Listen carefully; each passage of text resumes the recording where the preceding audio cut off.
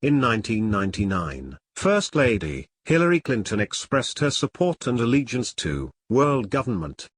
She made this announcement to the World Federalist Association, directly from the White House during Bill Clinton's second term as President of the United States of America. Good evening and congratulations, Walter, on receiving the World Federalist Association's Global Governance Award. For more than a generation in America, it wasn't the news until Walter Cronkite told us it was the news. Every night at 6 o'clock, we welcomed you into our living rooms and listened as you explained the complex events of the day. Whether it was the space race or the Vietnam War, presidential elections, or peace treaties, you were there, telling us in simple yet riveting prose what was happening. You became a trusted member of my family and of families across America. For decades you told us the way it is. But tonight, we honor you for fighting for the way it could be. We honor you for lending your voice to the cause of human rights around the world and for your lifelong commitment to international human rights law. From your reporting on the Nuremberg trials to your work with the WFA campaign to end genocide, you have stirred our consciences and challenged all of us to live closer to the words of the Universal Declaration of Human Rights.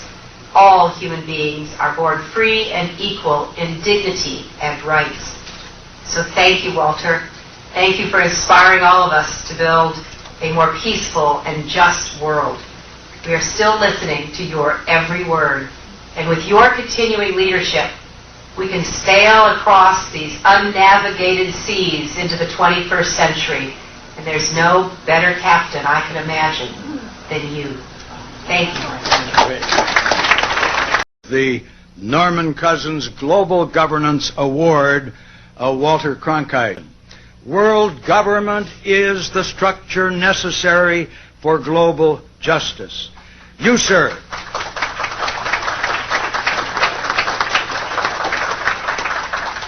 sir, have been a lifelong advocate of this principle, and it is appropriate, therefore, that we present you with this amethyst geode.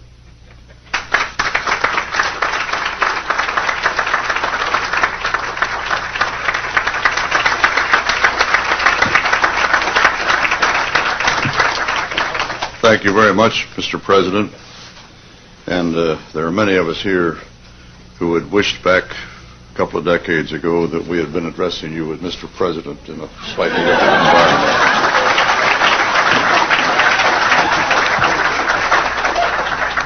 And thank you, Mrs. Annan, for those lovely words you spoke. I will treasure them, and I'm greatly honored, quite obviously, by the Norman Cousins Global Governance Award. I'll try to get it right, since I will be referring to it frequently, of course, from now on. First, there are two reasons, really, why I'm particularly grateful and honored by this award. The first, I believe, as Norman Cousins did, that the first priority of humankind in this difficult era is to establish an effective system of world law that will assure peace with justice among the peoples of all the world.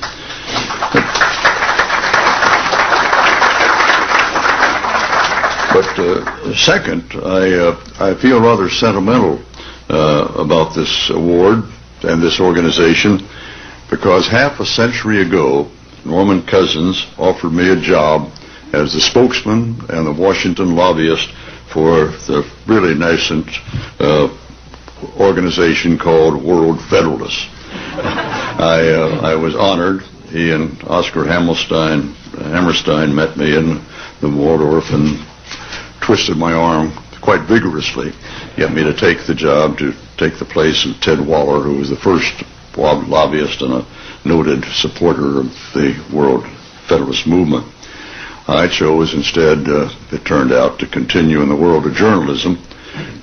For many years, I did my best to report on the issues of the day with as much fairness as I possibly could, in objective a manner as possible to achieve. When I had my own strong opinions, I tried to put them aside for the moment in the interest of fairness. I didn't communicate my hope to my audience. Now, however, my circumstances are considerably different. I'm in a position to speak my mind, and by God, I'm going to do it.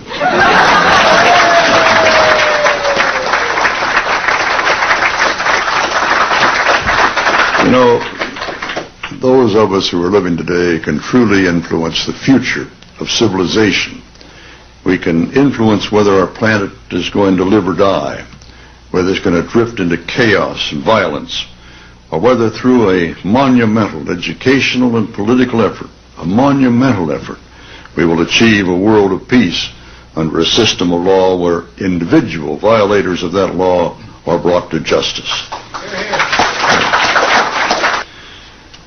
For how many thousands of years now have we humans been what we insist on calling civilized? And yet, in total contradiction, we also persist in the savage belief that we must occasionally at least settle our arguments by killing each other. While we spend much of our time and a great deal of our treasure in preparing for war, we see no comparable effort in establishing peace. Meanwhile, emphasizing the sloth in this regard, those advocates who work for world peace by urging a system of world law and order, world government, if you please, are called impractical dreamers. Those impractical dreamers are entitled, it seems to me, to ask their critics, what is so darn practical about war? First, we Americans are going to have to yield up some of our sovereignty. That's going to be, to many, a bitter pill. It would take a lot of courage, a lot of faith, a lot of persuasion to them to come along with us on this necessity. Our forefathers believed that the closer the laws are to the people, the better. Cities legislate on local matters, of course. States make decisions on matters within their borders. And the national government deals with issues that transcend the states, such as interstate commerce, foreign relations. That's what we mean by federalism. Today we must develop federal structures on a global level. To deal with world problems, we need a system of enforceable world law, a democratic federal world government. You know, what Alexander Hamilton wrote about the need for law among the 13 states applies today to the approximately 200 sovereignties in our global village, all of which are going to have to be convinced to give up some of that sovereignty to the better, greater union. Hamilton said, and it's not going to be easy, Hamilton said, to look for a continuation of harmony between a number of independent, unconnected sovereignties in the same neighborhood would be to disregard the uniform course of human events and to set at defiance the accumulated experience of ages. Most important, we should sign and ratify the Treaty for a Permanent International Criminal Court.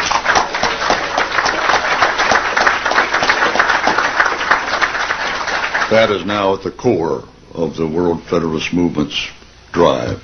That court will enable the world to hold individuals accountable for their crimes against humanity.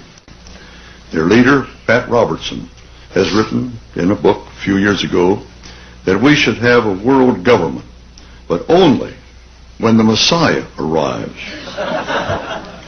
He wrote, literally, any attempt to achieve world order before that time must be the work of the devil. Well, join me. I'm glad to sit here at the right hand of Satan. Let us hear the peal of a new international liberty bell that calls us all to the creation of a system of enforceable world law in which the universal desire for peace can place its hope and its prayers. Thank you. We would like to bring you a message from the First Lady of the United States, Hillary Rodham Clinton. Good evening and congratulations, Walter. I'm receiving the World Federalist Association's Global Governance Award. For more than a generation in America, it wasn't the news until Walter Cronkite told us it was the news. Every night at 6 o'clock, we welcomed you into our living rooms and listened as you explained the complex events of the day. Whether it was the space race or the Vietnam War, presidential elections, or peace treaties, you were there, telling us in simple yet riveting prose what was happening. You became a trusted member of my family and of families across America. For decades you told us the way it is. But tonight we honor you for fighting for the way it could be. We honor you for lending your voice to the cause of human rights around the world and for your lifelong commitment to international human rights law. From your reporting on the Nuremberg trials to your work with the WFA campaign to end genocide, you have stirred our consciences and challenged all of us to live closer to the words of the Universal Declaration of Human Rights. All human beings are born free and equal in dignity and rights. So thank you, Walter. Thank you for inspiring all of us to build a more peaceful and just world. We are still listening to your every word. And with your continuing leadership, we can sail across these unnavigated seas into the 21st century. And there's no better captain I can imagine than you. Thank you. These people hate America, folks. Hillary Clinton is a globalist, traitor, and guilty of so many crimes, including treason for advocating undermining the government of the United States, and espionage for taking government documents and putting them on her private web server and showing them to other people. Define espionage. Espionage, colloquially, spying, is the obtaining of information considered secret or confidential without the permission of the holder of the information. 1. Espionage can be committed by an individual or a cooperating group of spies, in the service of a government or a company, or operating independently. As Secretary of State, Hillary Clinton had permission to look at these documents, not take the secret documents and put them on her private web server and show them to other people. These are secret government documents. Hillary Clinton is working against the best interests of the United States of America.